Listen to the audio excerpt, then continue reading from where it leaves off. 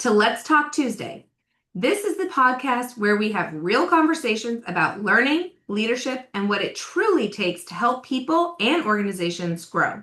Each week, we bring together different perspectives, experiences, and voices to explore what learning development really means, why it matters, and how we can do it better. Today, we have Eric Brand from Bucks County, Pennsylvania, who has over 35 plus years experience in life sciences, learning development, and in commercial. Welcome, Eric. Well, welcome. It's good to be here. Thank you, Amanda. All right, let's talk. Tell us a little bit about your background and what your focus is today.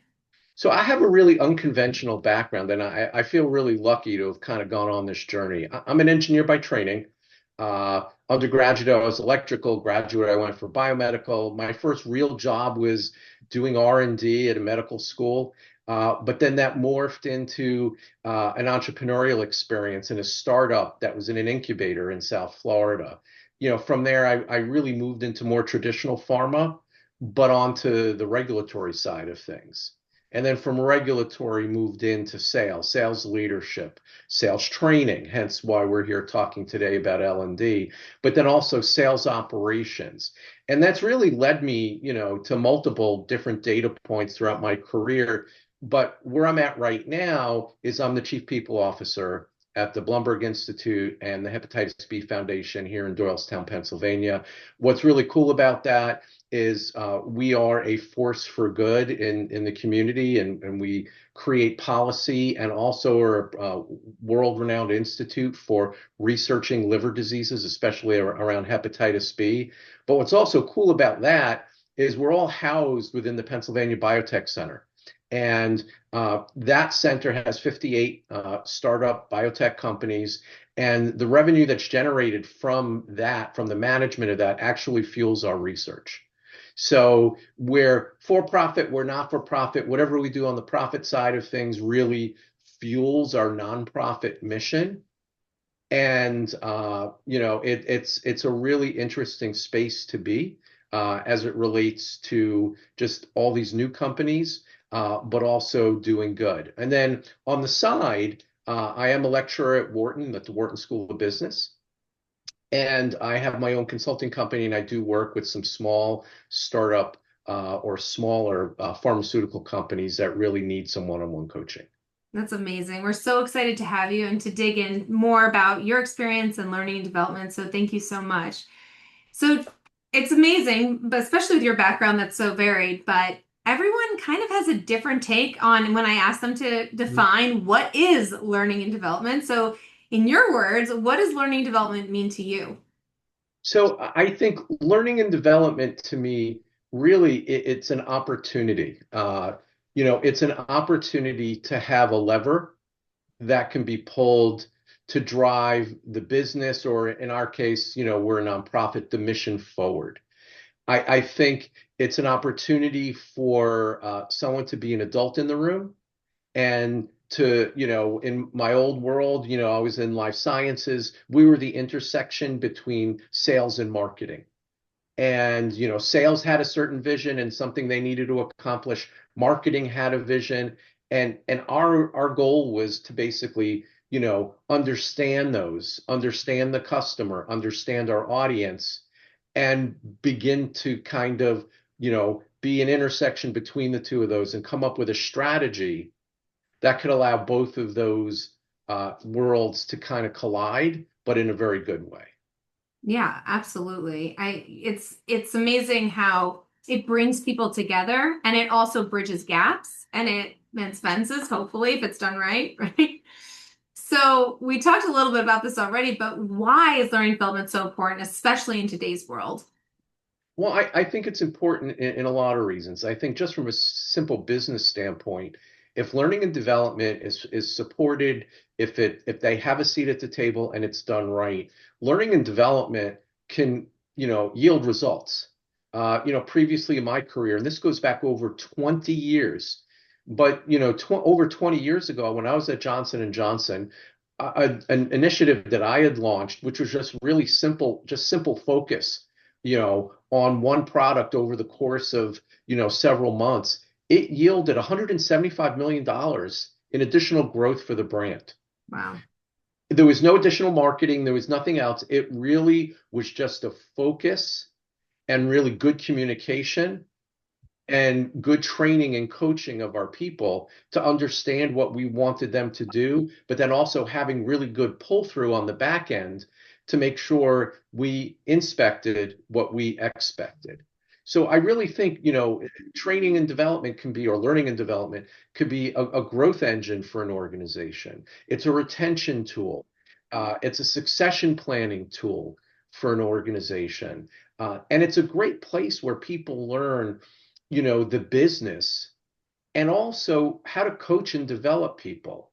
I kid you not, Amanda, last week out of the blue, I had somebody, one of my previous trainers from a J&J company reached out to me. We haven't spoken in 15 years, and it was a new year. She wanted to thank me because, training and development gave her these skills in terms of coaching and developing people, that really have accelerated her growth.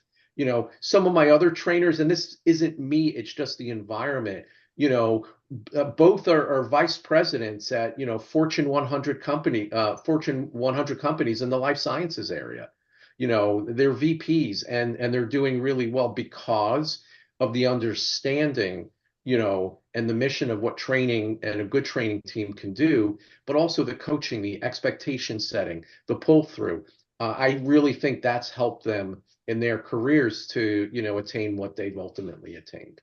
It's definitely an investment. It's funny, I was just listening to this other webinar on investing, financial investing, Mhm. and they were talking about you can do this and you can save this dollar and that translates to this in 30 years, or you can, there's all these different strategies for financial investment.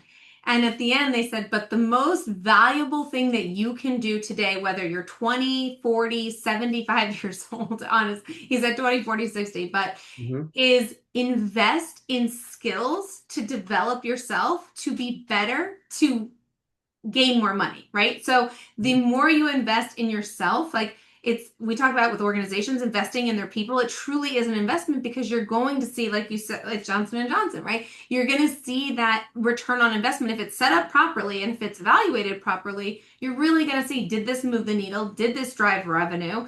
And it truly is a business gain, right? Whereas so many organizations look at it as a cost, and it's not.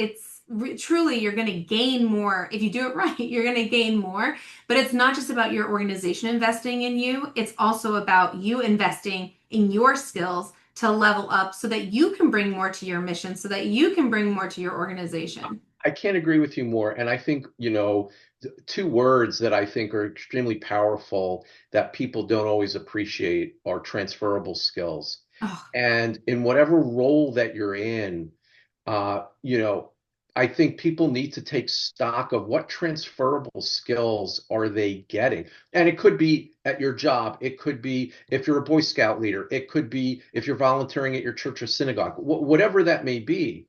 But it's what are those skills and kind of what excites you, what brings you joy, so that when you come home at the end of a long day, it doesn't feel like work. And I'm in a very unique position. I'm the chief people officer, right? Uh, I'm not a formal HR person. Actually, they threw the term CHRO around, and I push back on that because I'm not about human capital. About human capital, I'm about growing the business through people, mm-hmm, right?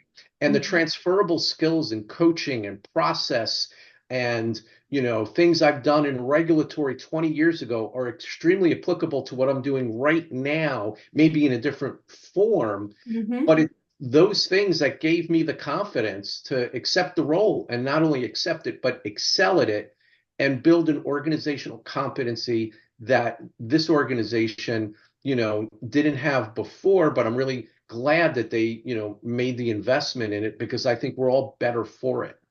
It's so true. And it's again, it's that transferable skills. I couldn't agree with you more. It's so Mhm. underlooked, and you're able to do it because you have a different perspective, because you come from that different world, but you're able to take this skill and apply it in a new fun way. That's amazing. That's Yeah. great. I love it. What do you wish companies knew or did differently as it relates to learning and development? Well, I wish, we live in an age of most companies are publicly traded, and they focus their attention span on 3-month periods of time.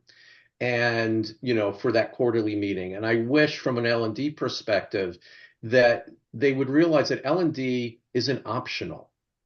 It's actually a strategic advantage for the organization. Mm-hmm. Uh, and that, yes, there are tools like AI and all these other things. And yes, you can use AI to create videos and whatever, but that's not what people need. People need somebody to look at them and to hold them accountable. They need somebody to look at them and see the big picture and see what can they do to get better and develop tools and resources that support that. And yes, AI can help that, but it doesn't replace it. And I think many organizations are just looking at numbers and they're short-sighted.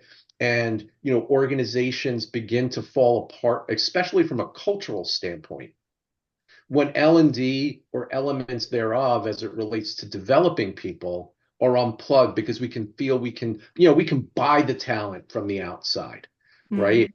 And that works for a short period of time. And then the organization begins to unravel. There's lack of clarity, there's infighting, there's lack of strategy, you know, Succession issues.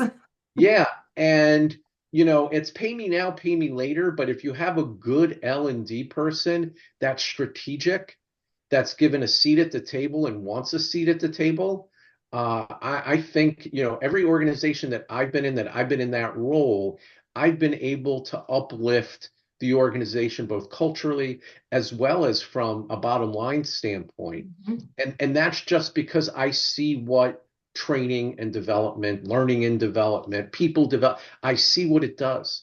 I see the results of it, and I believe it. And I'm not an educator by training. I'm an engineer, Mhm. and I'm a business person, and I'm an entrepreneur. But that Mhm. entrepreneurial part of me sees the value of what good L&D can do for a company. It's so true. It's always for me about, do you have the right people? Do you have the right processes? Do you have the right systems to support those people so that they're set up for success? And you're right, AI is a great tool, but it's an enhancement tool. It's not a replacement tool. And when you're talking about learning development and upskilling people and all the things that go into the people investment side of it, now more than ever, it's not just throw a text into a AI and spit out training. It's how can you create a learning experience? How can you create something that's truly going to change behaviors, move the needle, get that aha moment? Because if AI can just simply do it for you, then maybe you're not thinking big enough, right? If it's just a simple, like, let me just redo these notes real fast, sure. But there's the human element of it is more valuable now than ever. Yeah, and I would say too, AI is great, but let's take a step back. And if we're training an organization, and I'm going to be leaning on sales, but it could be anybody, right? If we're training a sales organization, we need to ask ourselves what skills or competencies don't those sales representatives have or those employees have that are preventing them from excelling and meeting the needs of our customers. Mm-hmm. And the point is, do we really know what our customers need? And is AI going to help us with that? And if it doesn't, it's just a tool shoveling another resource in somebody's face. But if it really isn't addressing the issue, if it's not solving a problem, then it's not doing anything. It's an exercise, it's entertainment. We're really not looking at, well, if we're losing share, why? What do our customers think? What are our people not doing? What do we need to do better? What do we need to learn? You Mm-hmm. know, those are the things that learning and development can bridge that gap. So true. Do you have one actionable tip that people listening can take today and leverage today? So I'm going to be a little bit provocative in my tip, but I'm going to say, as a learning and development individual or as a leader, you have a choice every day. You have the choice to be an order taker, to be that drive-through window at McDonald's and just take orders and give people and make them happy based on what they're asking. Or you have the choice to be strategic. You have the choice to really think about the business, think about what the business needs, understand your audience, And again, I'm using sales as an example, but understanding your sales organization, understanding your marketing organization, understanding your customer, and being the intersection of those things, to be the adult in the room, to call somebody out if they're looking to implement a strategy because they were with one person or somebody bent their ear on Mm-hmm. one issue, and Mm-hmm. now that's the focus of the organization. Mm-hmm. If you can be, if you can have the courage to be evidence-based and be that adult in the room, then you will succeed not only in the role of a learning and development person, but there will be other opportunities for you in the future. If you want to be an order taker, that's fine. You'll survive and you'll continue to be in that role for a very long period of time. But if you really want to do the best thing for your organization, for the people in your organization, and for yourself, it's wake up every morning and be strategic. I love it. And isn't that truly what a real leader is anyway? Is somebody who's willing to stand up and really get to the real and lead by example. So thank Yeah, you so much for reminding us. Be strategic, be the leader that your organization needs or your family needs or whatever the case may be, right. whatever it's going on in your life. Definitely take initiative and dig down deeper. Don't just accept the surface value one. Make sure it's evidence-based. Love it. Great takeaway. Thank you so much for being here today with us. We're so happy to have you, and this was great. Really appreciate it, Eric. Thank you. Look, Amanda, I appreciate the opportunity, and I hope people out there listening, to take this and some of your other podcasts and form their own opinion to really decide who they want to be as an L&D leader. Absolutely. And with that, we'll begin to wrap up.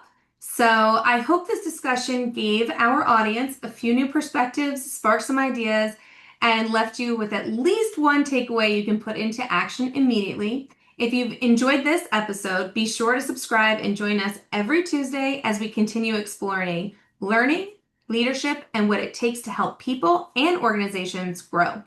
And if today's conversation resonated with you, or if you'd like to join me for a future episode, I'd love to hear from you. Until next time, keep learning, keep growing, and let's talk again on Tuesday. Thanks, everyone.